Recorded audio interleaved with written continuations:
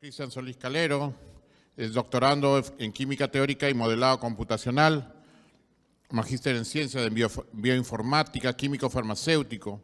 Se desempeña en el área de reactividad molecular y diseño de fármacos, con experiencia en determinación de estado de transición de reacciones químicas utilizando método de química cuántica, análisis de estructuras y secuencias por métodos bioinformáticos. Está utilizando en sus investigaciones el sistema QM, MM u otros métodos, como las simulaciones biomoleculares, para estudiar reacciones donde intervienen proteínas o membranas con aplicación en áreas como la biomedicina, la nanotecnología y el desarrollo de biomateriales.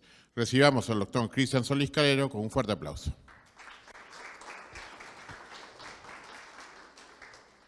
¿Qué tal? Buenas tardes. Primero agradecer por la oportunidad que me brindan para poder hacer la presentación.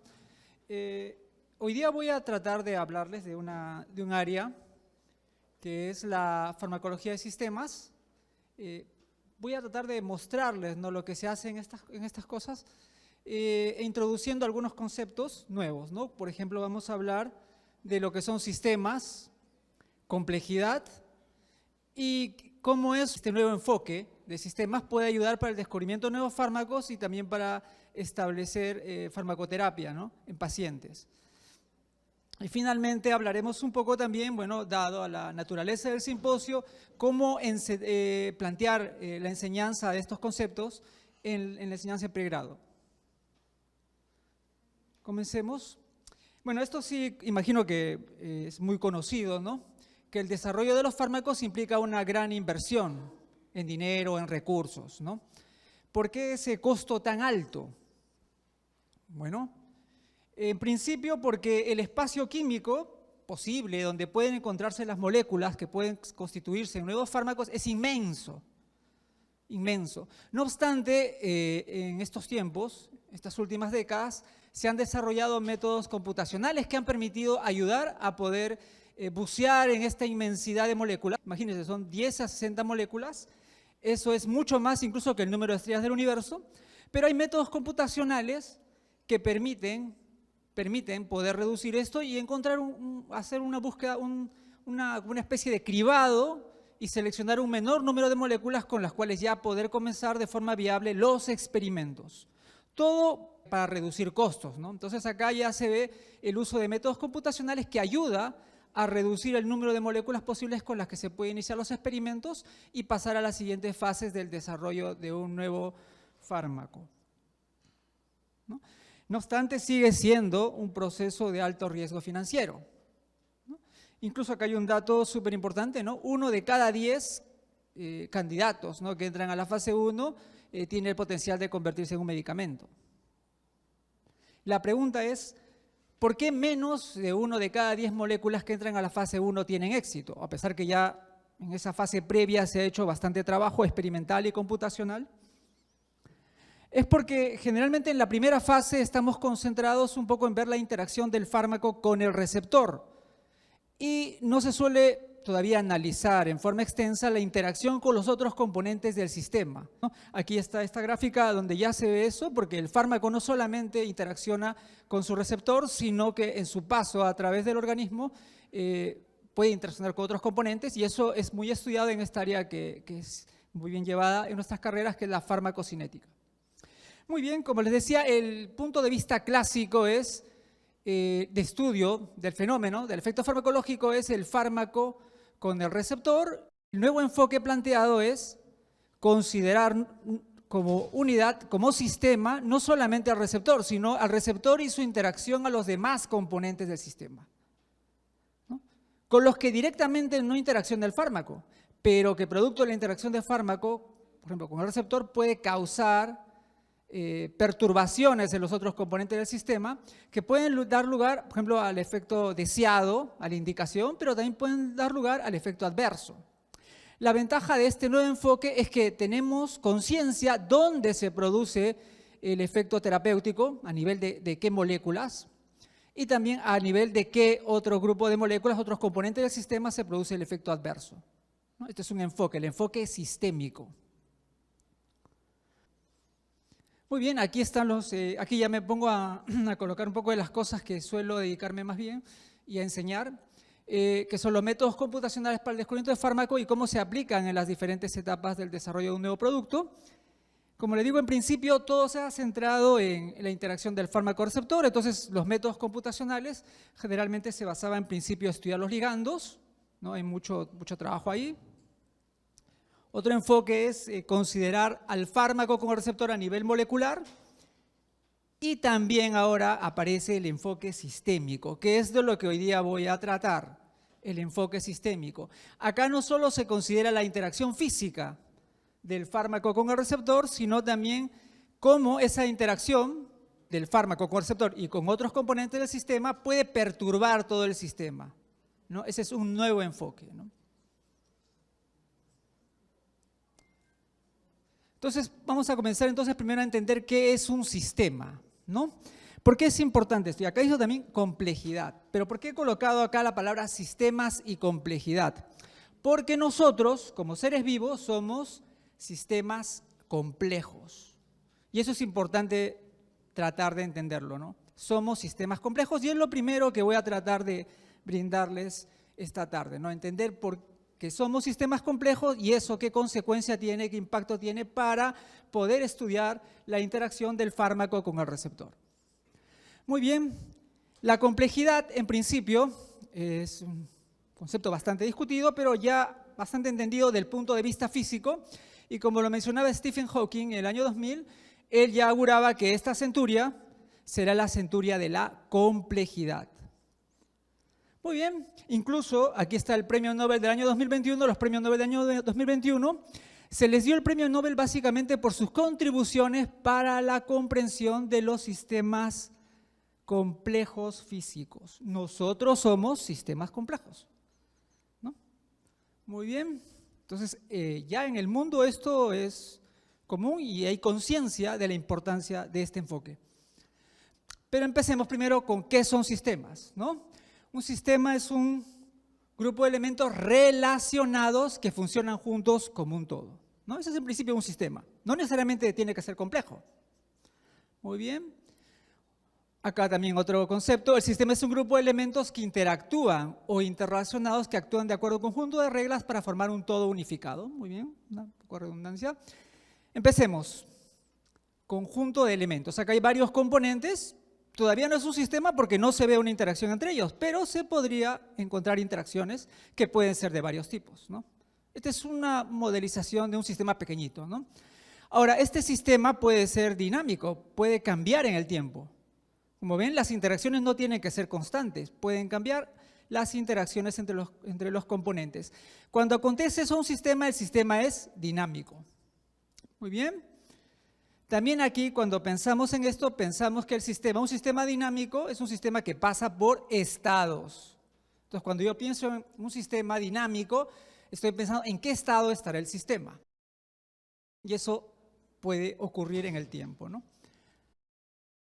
Vamos a nosotros. Nosotros somos sistemas dinámicos que pasamos por varios estados. Es algo muy obvio, ¿no?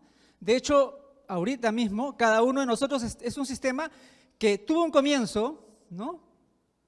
Que fue ese estado inicial cuando se unió el espermatozoide al óvulo y se formó el cigote y va a tener un fin, ¿no? Pero ahorita estamos en la trayectoria de ese sistema y estamos seguramente en un particular estado.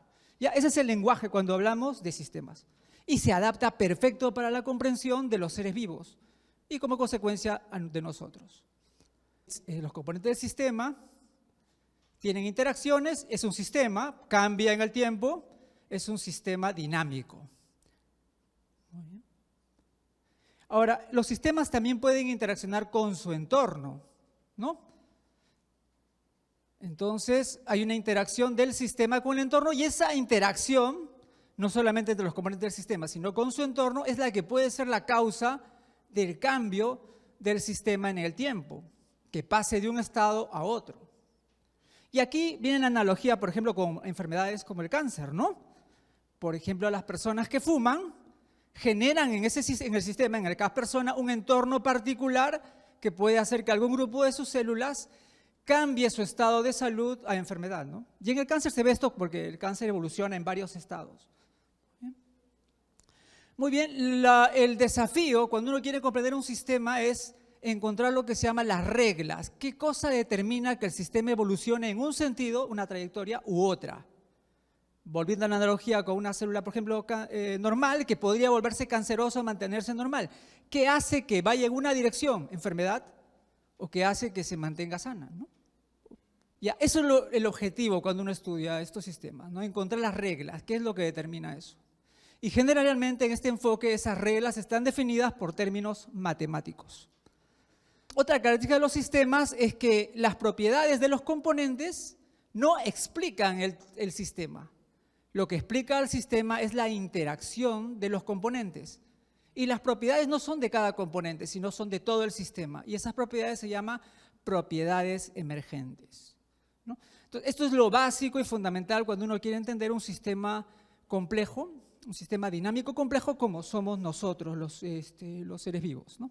Aquí está otra vez, les dije que cuando los sistemas pasan por estados, ¿no?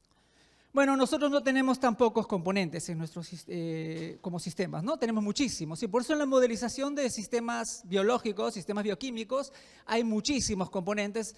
Entonces, visualmente, digamos que incluso esto es muy pequeño, pero se podía ver así, como algo bastante difícil de comprender, ¿no? Por eso esto tiene que sintetizarse de un modo matemático, generalmente en matrices, ¿no? Pero volvamos acá antes de avanzar, ¿por qué esto es complejo, ¿no? Les dije que es complejo porque las características de cada componente no definen al sistema, sino la interacción de todos los componentes del sistema que le dan propiedades particulares al sistema, que son las propiedades emergentes. Entonces, en un sistema complejo en general, la regla es decir, el todo no es igual a la suma de sus partes. El todo no se puede explicar por cada parte, por cada componente, sino por el conjunto, por la interacción de todos los componentes y su interacción también con el entorno, ¿no? Ese, digamos que es una de las formas más básicas de entender qué es un sistema complejo. Ojo, es la forma más básica, hay más enfoques para entender lo que es la complejidad, pero esta es la más básica y con esa nos vamos a quedar el día de hoy. Muy bien, sistemas complejos no son solamente nosotros, ¿ya? El estudio de la complejidad puede extenderse a otros sistemas, por ejemplo, los sistemas financieros, los sistemas sociales, ¿no? Por ejemplo, el cerebro, en forma particular, para entenderlo, también se puede entender como un sistema complejo, ¿no? De hecho, eso acontece, estos sistemas tienen particularidades, características, sobre todo los sistemas como los biológicos. Puede haber algunos componentes del sistema muy sensibles, muy importantes, que su activación, su perturbación puede generar un efecto en todo el sistema, ¿no? Eso puede acontecer, ¿no? Muy bien. De hecho, el ejemplo del COVID, todos estábamos interrelacionados, no teníamos una conciencia formal de cómo, pero estábamos, de hecho, que un evento que ocurrió en muchas millas de aquí, ¿no? En la China, cayó en un componente del sistema sensible que generó una propagación del virus que cambió todas nuestras vidas, ¿no? Eso es porque somos sistemas complejos. Esto también se puede ver en los sistemas ecológicos, también son sistemas complejos. Bueno, aquí está la arquitectura de redes, bueno, todos son sistemas complejos. O sea, esto de la complejidad no es algo solo de los seres vivos, no es algo solo novedoso, ¿no? Sino que ya está instalado el estudio para comprender muchísimos sistemas y muchísimos fenómenos de la naturaleza. Muy bien, volvamos ahora a lo nuestro, a la farmacología de sistemas. Una definición de farmacología de sistemas es que es la parte de la biología de sistemas que se centra en comprender la acción farmacológica, tanto terapéutica como adversa, desde una perspectiva de red, con el objetivo de anclar toda la acción farmacológica en el interactome humano. Bueno, esto es una definición un poco abstracta, ¿no? Digamos que es el abordaje sistemático para comprender un fenómeno que ese sí es de nuestro interés, ¿no? Que es la interacción del fármaco, en este caso ya no solamente con el receptor, sino con todo el organismo. En esta área, que como digo es parte de un área más grande llamada biología de sistemas, se usan métodos experimentales. Súper importante tener data experimental, porque esto es ciencia y en ciencia tenemos que partir de hechos, ¿no? Que tienen verificación, contrastabilidad.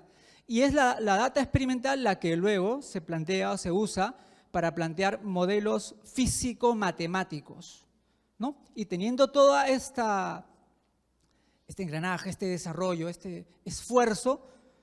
En el caso de la farmacología de sistemas, buscamos descubrimiento de moléculas bioactivas, identificación de nuevos blancos farmacológicos, predicción de reacciones adversas a medicamentos, exploración de mecanismos terapéuticos, elucidación de reglas de combinación de fármacos, ¿no? Que eso es algo que también para eso sirve. Ahora vamos a ver un gráfico que ayudará a comprender eso.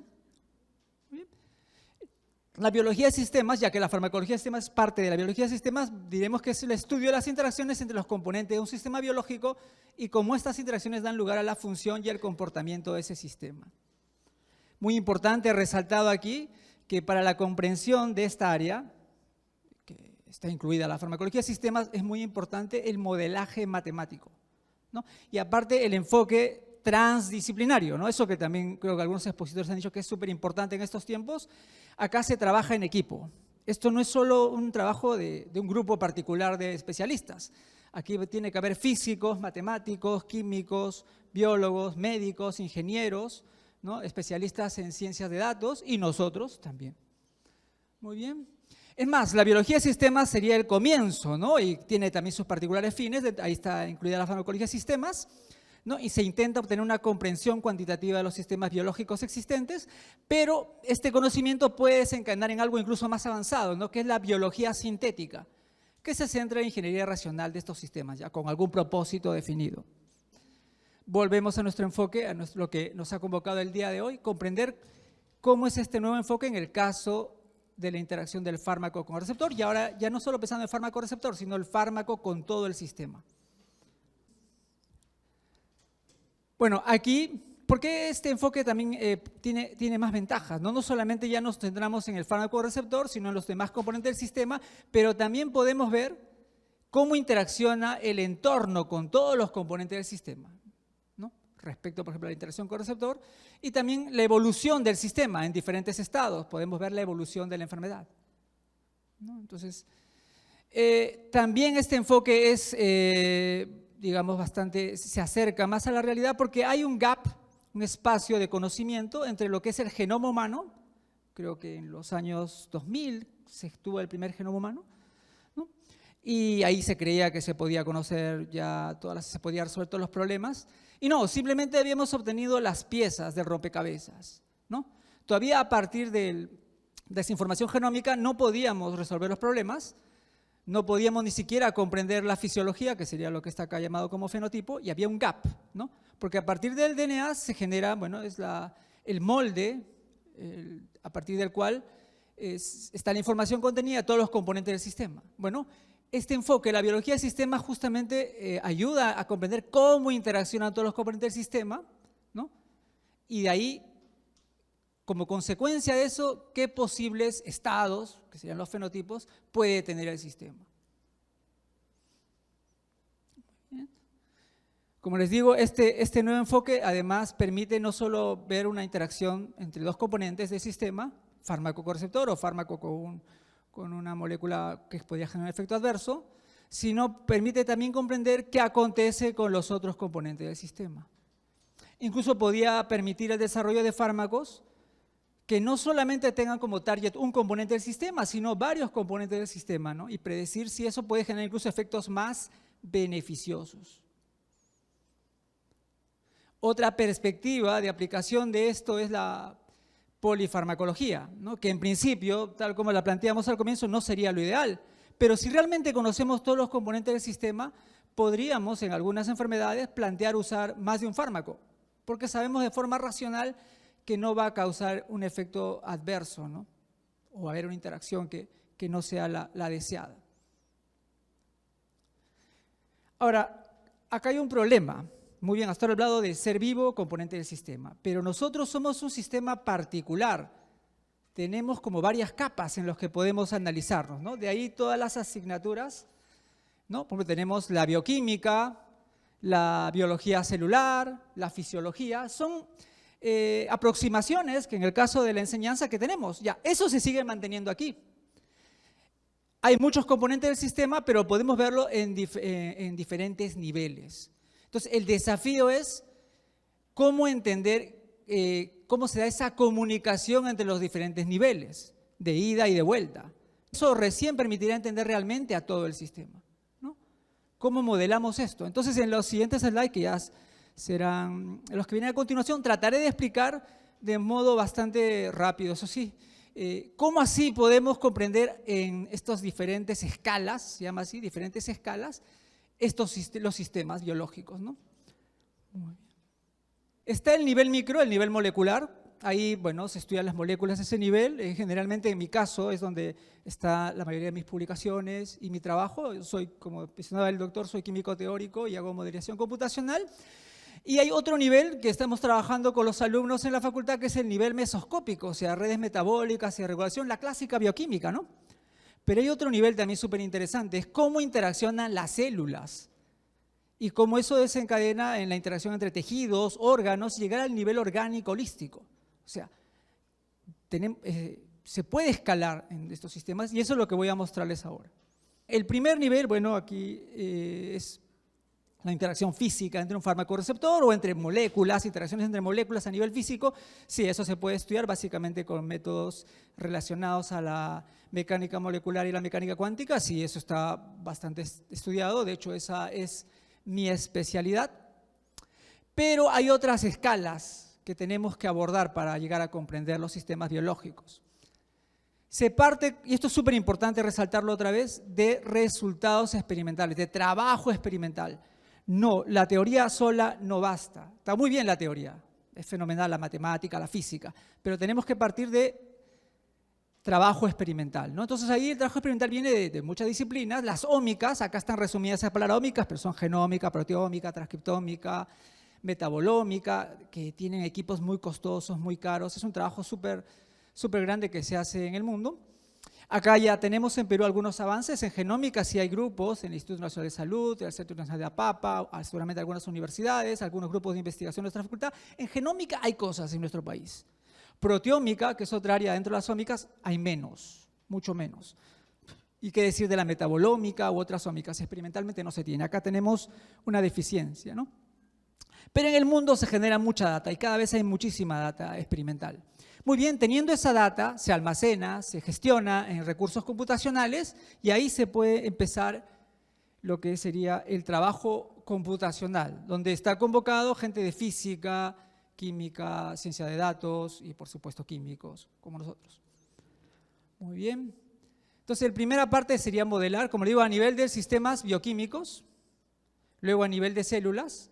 Cada célula dentro de sí tiene el sistema bioquímico, como este. Este es un sistema intracelular y ahí estas esferitas serían las células, ¿no? De un organoide, por ejemplo.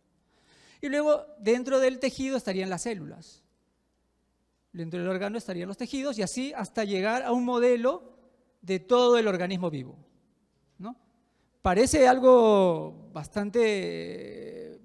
¿será un sueño? No, no es un sueño, ya se está haciendo esto y eso es lo que les voy a mostrar ahora. Muy bien, ¿por qué tenemos que llegar al sistema completo? Por la razón que que dije al comienzo, ¿no? Para comprender al sistema no nos basta los componentes del sistema comprenderlos. Tenemos que ver cómo interaccionan todos los componentes del sistema. Entonces la pretensión, la ambición, el desafío es de algún modo modelar cómo interaccionan todos los componentes del sistema, o sea, llegar a modelar de algún modo todo el organismo vivo, ¿no? Porque recién ahí podemos plantear una intervención terapéutica eficaz e incluso personalizada. Bueno, ahora explicaré rápidamente cómo llegamos aquí. Bueno, vamos a hacer entonces un recorrido ahora por estos niveles. Voy a mostrarles de modo, por cada diapositiva, uno de estos niveles de modelización hasta llegar aquí y ahí explicaremos, daremos unos ejemplos de cosas que se están haciendo ahora en el mundo.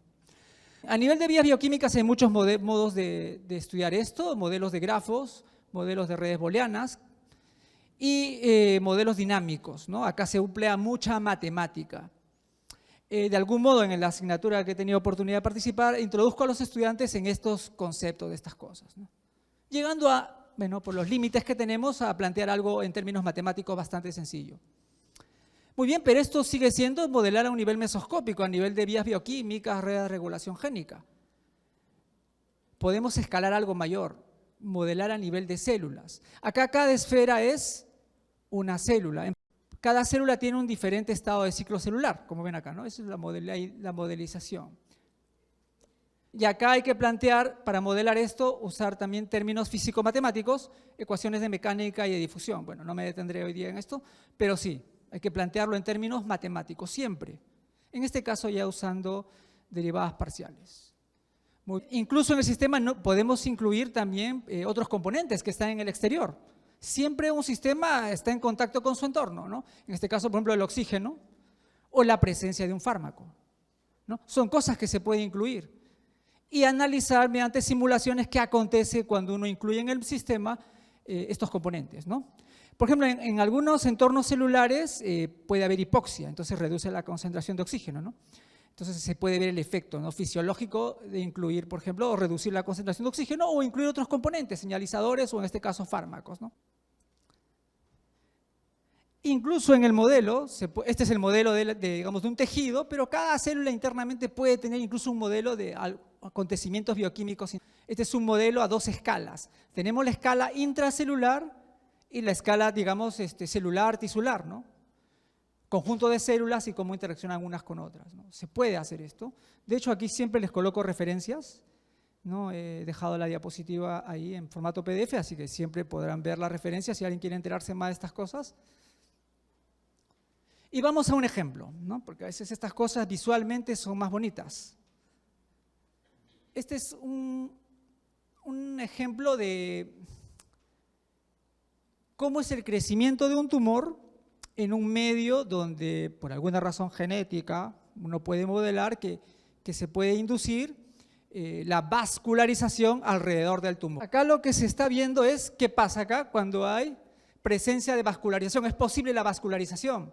Al tumor lo que le conviene, digamos, es que haya vascularización, porque así puede llegar el alimento para que crezca el tumor. Y como se ve acá, la vascularización inducida por tumores, es este colorcito, grosella, hace que el tumor crezca.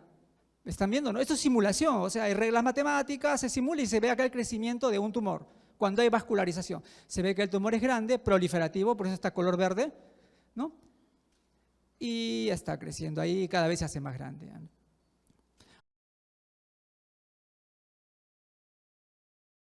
En cambio, ¿qué acontece si la vascularización no ocurre? Entonces, el tumor ya no crece tanto como aquí. Aquí creció, llegó, ocupó toda la caja, sino que las células, por supuesto, buscan ambientes donde hay oxígeno, se va hacia la periferia, ¿no? Pero hay grupos de células que son proliferativas, pero aparecen células amarillas, que son las que tienen hipoxia. Y hay también células negras, necróticas, o sea, están muriéndose.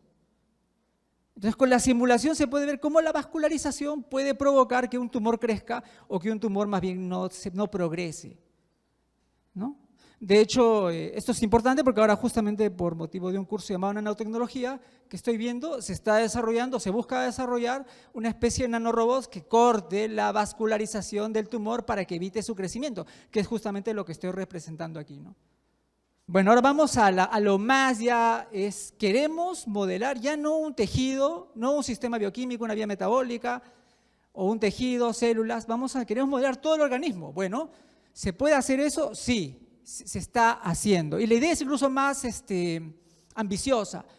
Ya no es tratar de modelar algún organismo para todos, sino que cada uno, basado en la información genómica, por ejemplo, o sea, cada uno podríamos en el futuro, y va a ser más fácil, cada vez los sistemas computacionales son más baratos y cada vez también hay métodos experimentales más económicos. Entonces, uno con cierto dinero puede llegar a tener su genoma humano completo.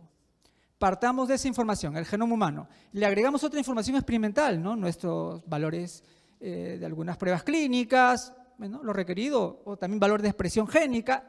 Es input experimental.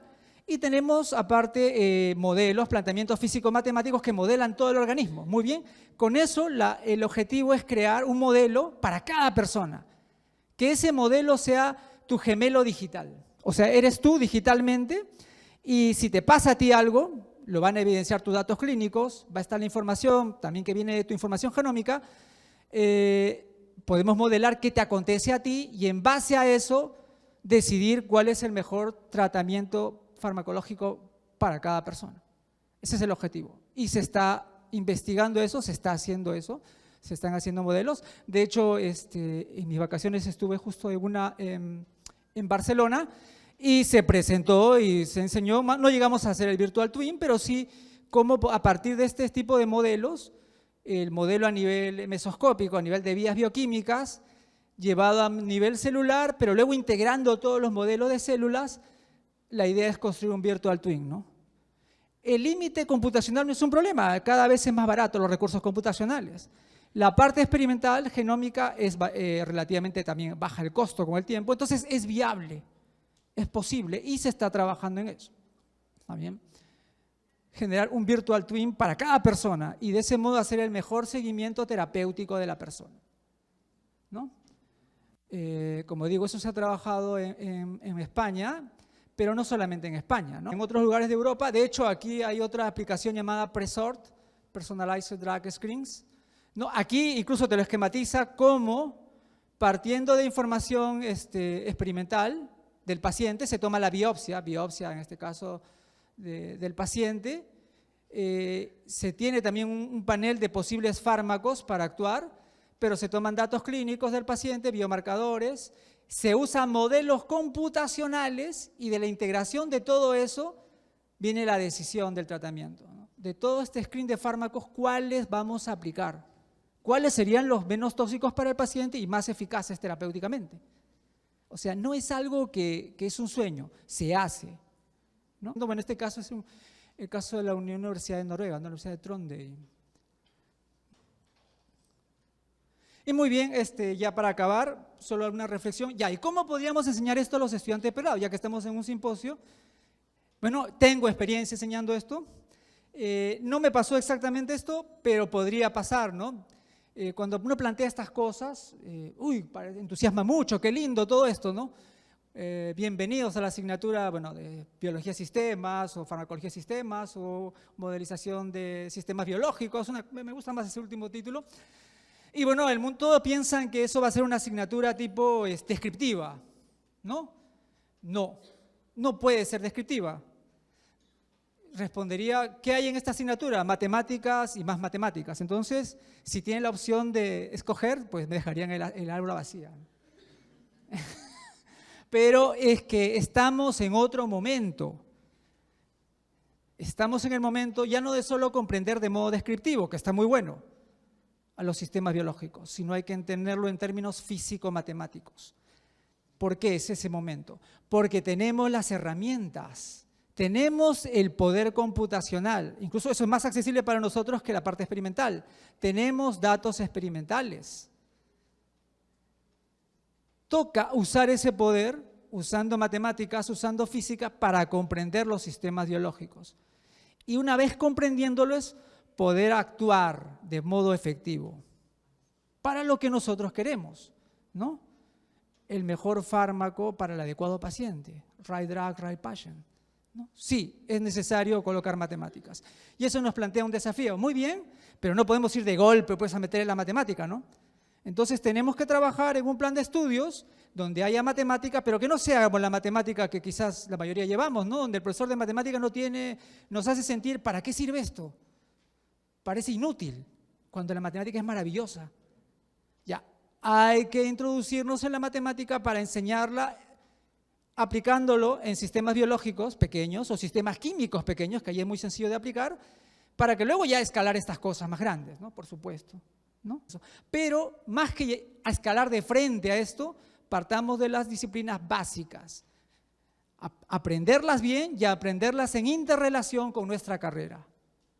Ojo. No solo llevar matemática 2, 3, 4, que para qué si no le veo interacción con mi carrera. Aplicarla a nuestra carrera ya desde ese nivel, de un nivel súper básico, y podemos escalar a comprender estas cosas que les he mostrado hoy día. Esta es justo una foto de mi clase.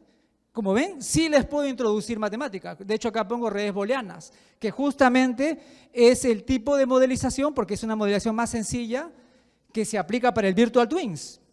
O sea, sí, se aplica esto para modelar el virtual, claro, no con 3 componentes de sistema, sino con muchos más componentes de sistema, ¿no? Digamos miles. Pero sí, les he podido de algún modo transmitir a los estudiantes eso, y no, esta parte definitiva no creo que ninguno diga que fue muy difícil. Es sencillo, si se entiende lo que uno quiere transmitir. Y acá hay un artículo que justamente habla y discute estas cosas, ¿no? Cómo enseñar la biología de sistemas computacional, ¿no? Con el ojo en la farmacología de sistemas cuantitativa al nivel de pregrado, ¿no? Entonces sí, ya hay reflexiones. ¿Cómo introducirlo? Tengo la fortuna de tener experiencia en esto, de poder transmitir estas cosas, pero creo que son muy valiosas y se puede. Muy bien, sería eso todo. Muchas gracias. Si tienen alguna pregunta, no sé si todavía tenemos algún minuto, profesor.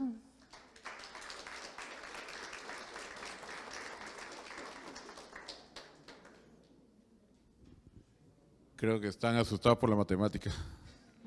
Pero, como dicen, no es tan difícil. Sobre todo cuando ya hemos aprobado la 1 y la 2. Deseo invitar al doctor Eduardo Flores Juárez, al doctor William Sastre